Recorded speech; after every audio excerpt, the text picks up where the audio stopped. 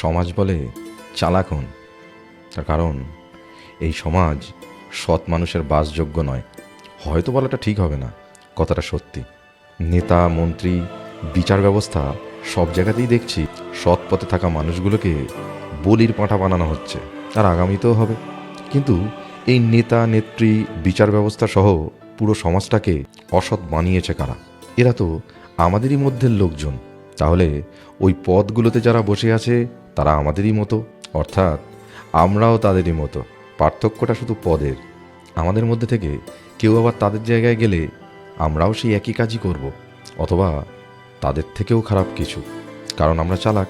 এই পুরো সমাজের 99% লোকজনই চালাক, বাকি 1% লোক সৎ, অর্থাৎ বোকা। তাই এদের কথা কেউ শোনে না। কিন্তু সত্যিটা কি জানেন? পঞ্চপাণ্ডবরাও 5 জনই ছিল, তাও আবার সৎ। আর উল্টো দিকের পক্ষে ছিল কয়েকশো, যারা ছিল চালাক। কিন্তু এই পার্থক্যটা গড়ে দিয়েছিলেন মাত্র একজনে। সেই একজন ঠিক আসবে, শুধু সময়ের অপেক্ষা।